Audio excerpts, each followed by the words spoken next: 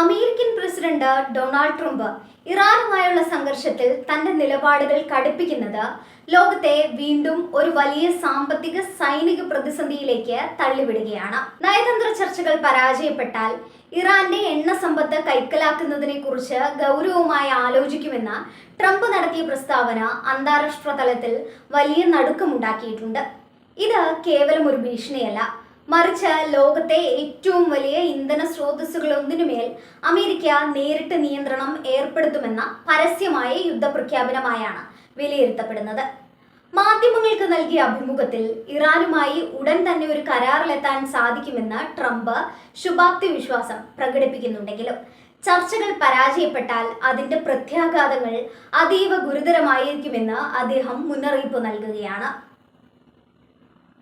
ഇറാന്റെ ഊർജ വിഭവങ്ങളെ ഒരു വശത്ത് ചർച്ചകൾക്കുള്ള സമ്മർദ്ദ തന്ത്രമായും മറുവശത്ത് സൈനിക നീക്കത്തിന്റെ പ്രധാന ലക്ഷ്യമായും ട്രംപ് അവതരിപ്പിക്കുകയാണ്.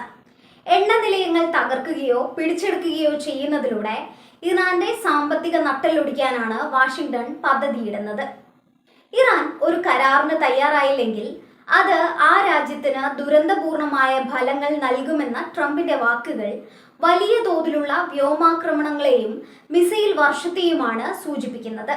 എല്ലാം തകർത്ത് തരിപ്പണമാക്കും എന്ന തരത്തിലുള്ള പരാമർശങ്ങൾ ഒരു ലോകശക്തിയുടെ തലവനിൽ നിന്നുണ്ടാകുമ്പോൾ അത് പശ്ചിമേഷ്യയിലെ നിലവിലെ അസ്ഥിരതയെ കൂടുതൽ വഷളാക്കുന്നതാണ്. നയതന്ത്രത്തിന്റെ പാതയും യുദ്ധത്തിന്റെ ഭീഷണിയും മാറി മാറി പ്രയോഗിക്കുന്ന ട്രംപിന്റെ ഈ ശൈലി ഇറാനെ സംബന്ധിച്ചിടത്തോളം വലിയൊരു വെല്ലുവിളിയാണ്. ഇറാന്റെ എണ്ണ ഉൽപാദനം തടസ്സപ്പെട്ടാൽ അത് ആഗോള വിപണിയിൽ എണ്ണവില കുതിച്ചുയരാൻ കാരണമാകും. ഇന്ത്യ ഉൾപ്പെടെയുള്ള വികസ്വര രാജ്യങ്ങളെ ഇത് ദോഷകരമായി ബാധിക്കും. എന്നിരുന്നാലും അമേരിക്കൻ താൽപ്പര്യങ്ങൾ സംരക്ഷിക്കുന്നതിനായി ഏത് അങ്ങേയറ്റത്തെ നടപടിക്കും താൻ തയ്യാറാണെന്ന് ട്രംപ് ആവർത്തിക്കുന്നുണ്ട്. ഇറാന്റെ ആണവ പദ്ധതികൾക്ക് അറുതി വരുത്തുക എന്നതിലുപരി അവരുടെ പ്രകൃതി വിഭവങ്ങൾക്ക് മേൽ ആധിപത്യം സ്ഥാപിക്കുക എന്നതുകൂടി അമേരിക്കയുടെ ലക്ഷ്യമാണെന്ന് ഈ പ്രസ്താവനകൾ വ്യക്തമാക്കുന്നുണ്ട്. ലോകത്തെ പ്രധാന എണ്ണ വിതരണ പാതയായ ഹോർമൂസ് കടലിടുക്കിന്റെ നിയന്ത്രണം ആർക്കായിരിക്കും എന്ന തർക്കം ഈ പ്രസ്താവനയോടെ പുതിയ തലത്തിലെത്തിയിരിക്കുന്നു. ഇറാൻ തങ്ങളുടെ കടൽപാതകൾ സംരക്ഷിക്കാൻ ശ്രമിക്കുമ്പോൾ അമേരിക്ക അത് സൈനികമായി തടയാൻ നോക്കുന്നത് വലിയൊരു സമുദ്ര യുദ്ധത്തിന് വഴി തുറന്നേക്കാം. ട്രംപിന്റെ ഈ കടുത്ത നിലപാട് യൂറോപ്യൻ രാജ്യങ്ങളെയും ആശങ്കയിലാഴ്ത്തുന്നുണ്ട്. സമാധാനപരമായ പരിഹാരത്തിന് ശ്രമിക്കുന്നവർക്ക് ട്രംപിന്റെ എല്ലാം തകർക്കും എന്ന ഭീഷണി വലിയൊരു തടസ്സമാണ്. ഇറാന്റെ ആഭ്യന്തര രാഷ്ട്രീയത്തിലും ഈ ഭീഷണികൾ വലിയ ചലനങ്ങൾ ഉണ്ടാക്കുന്നുണ്ട്. വിദേശ അധിനിവേശത്തിനെതിരെ ജനങ്ങളെ ഒരുമിപ്പിക്കാൻ ഇറാൻ ഭരണകൂടം ഈ പ്രസ്താവനകളെ ആയുധമാക്കുന്നു. ഒരു വശത്ത് അമേരിക്കൻ ഉപരോധങ്ങൾ മൂലം ജനങ്ങൾ ദുരിതമനുഭവിക്കുമ്പോൾ മറുവശത്ത് നേരിട്ടുള്ള സൈനിക നീക്കത്തിന്റെ ഭീഷണി അവരെ കൂടുതൽ പ്രകോപിപ്പിക്കുന്നുണ്ട്. ഈ സമ്മർദ്ദതന്ത്രം ഇറാനെ ചർച്ചാമേശയിലേക്ക് കൊണ്ടുവരുമോ അതോ കൂടുതൽ കടുത്ത പോരാട്ടത്തിലേക്ക് നയിക്കുമോ എന്ന് കണ്ടറിയണം. ഇസ്രയേലിന്റെ താൽപ്പര്യങ്ങളും ട്രംപിന്റെ ഈ നീക്കത്തിന് പിന്നിലുണ്ടെന്ന് രാഷ്ട്രീയ നിരീക്ഷകർ കരുതുന്നു. ഇറാന്റെ സൈനിക സാമ്പത്തിക കരുത്ത് ഇല്ലാതാക്കുന്നത് ഇസ്രയേലിന്റെ സുരക്ഷയ്ക്ക് അനിവാര്യമാണെന്നാണ് അമേരിക്ക വിശ്വസിക്കുന്നത്. എന്നാൽ എണ്ണ നിലയങ്ങൾ ലക്ഷ്യം വെച്ചുള്ള ആക്രമണം പരിസ്ഥിതിക്കും വലിയ ആഘാതമുണ്ടാക്കും. പശ്ചിമേഷ്യൻ കടൽ തീരങ്ങൾ എണ്ണച്ചോർച്ച മൂലം നശിക്കാനും ദശകങ്ങളോളം നീണ്ടു നിൽക്കുന്ന പാരിസ്ഥിതിക പ്രശ്നങ്ങൾക്കും കാരണമാകാം.